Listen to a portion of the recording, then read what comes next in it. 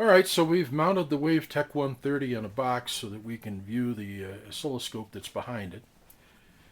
The unit is observably in very nice condition, very attractive unit, would look great on anybody's bench. And it's meant to produce either sine wave, triangle wave, or square wave from 0 to 20 volts peak to peak.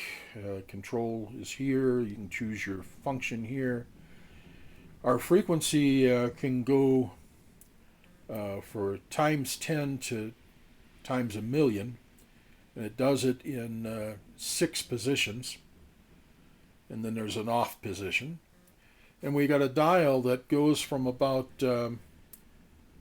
well, it shows 0.02, but I'm going to say zero point 0.1 to 2.0. So if I'm on a times 10 position, then I would expect to go up to 20 hertz, and my lowest division would be about 1 hertz. So let's go ahead and step this thing back. First of all, we'll turn it off. All right, you see the light went off. And our display in the back is gone. We go to the first position, and we see that the oscilloscope is rising and lowering, and we're going to, there we go. Now we can kind of trace in our minds, we can trace the sine wave. And if we go to times 100, we can step up the trace rate. Okay, and then we can change the frequency, but let's go up another step here. Okay, and then we can see that we can change our frequency easily.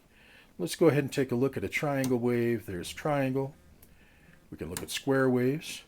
Okay. This would be our maximum frequency. Let's go ahead and okay, there's one square wave at roughly 2 kilohertz. All right, there's times, that's 10K, 100K.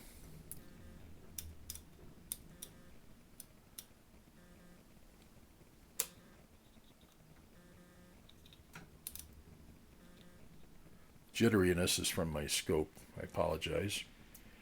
And we can turn that up just a hair if we want. Okay, and then finally, here's the 2 megahertz position. We can see the corners of the square wave are sloped a little bit. That's pretty much the case in almost all function generators. The better ones would be a little more squared off at 2 megahertz, but would die off at a higher frequency. Going back to sine wave. So we can see that the unit is functioning well. It provides a sync out signal, so you could sync your oscilloscope with the wave. We also have in the back a control pot, and we can dial that, and what it does, if I can get a hold of it here. I can't see what I'm doing. Let me switch arms.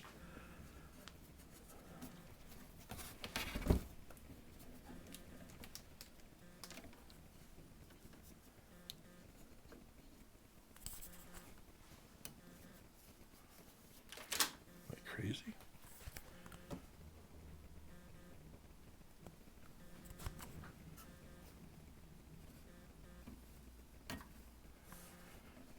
Okay, so I can, by adjusting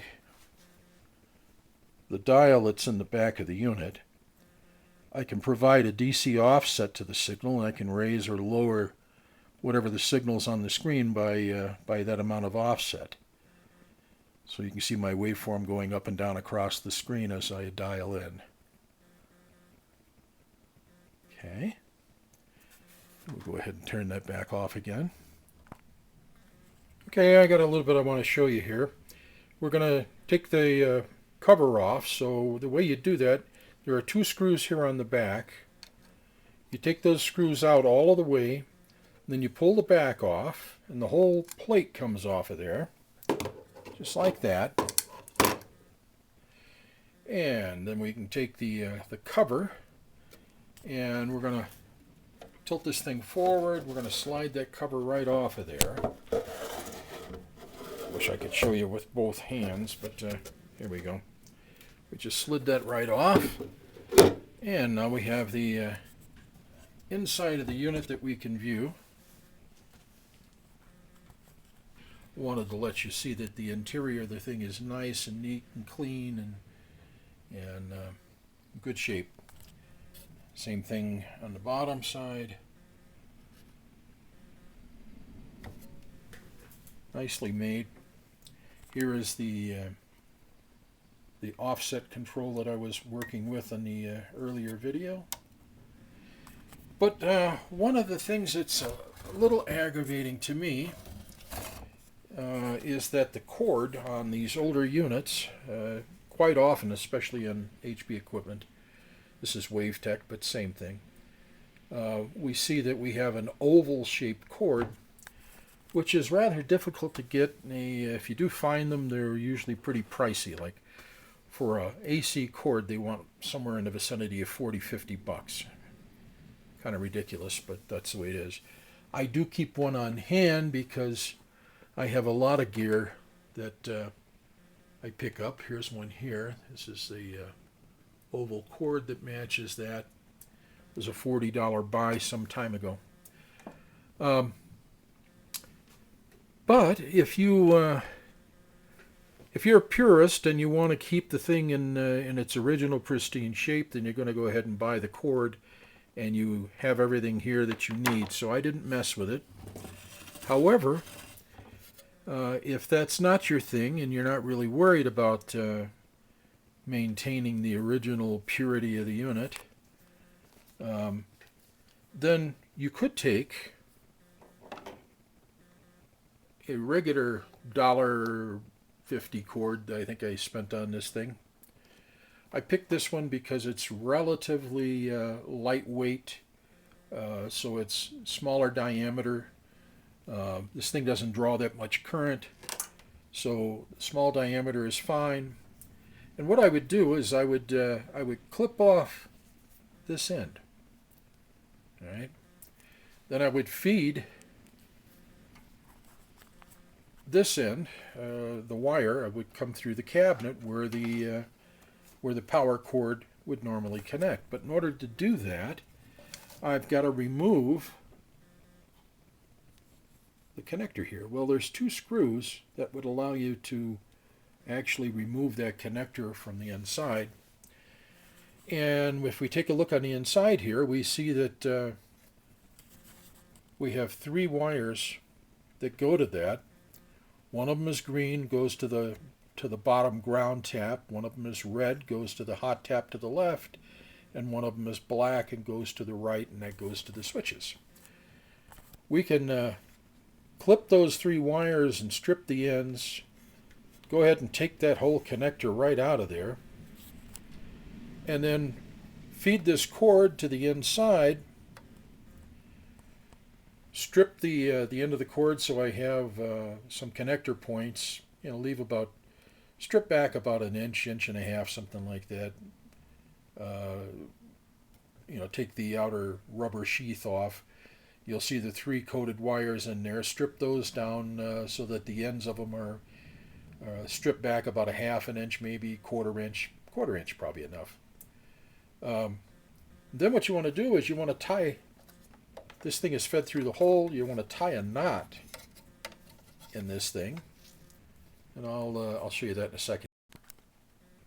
Okay, so here I've stripped the insulation off of the end of the cord, and then I've produced about a quarter inch of stripped ends on the 3 wires that are inside.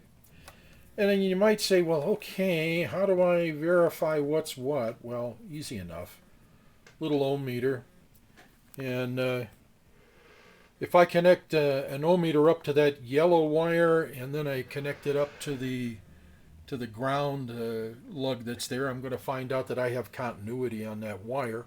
So that yellow is my ground, and that brown happens to be the left side of my cord, and the blue is the right side, and so on. So you can figure that out, and then those wires would be then transferred to the three wires that are in the unit. So the green wire, which is ground, goes to the yellow in this case, and red to the brown actually, and then black to the blue. So your wire may have different color coding. That's why you'd want to check with an ohmmeter to verify that. But you can imagine now with that wire fed in there and that not holding it in, it isn't going to pull out.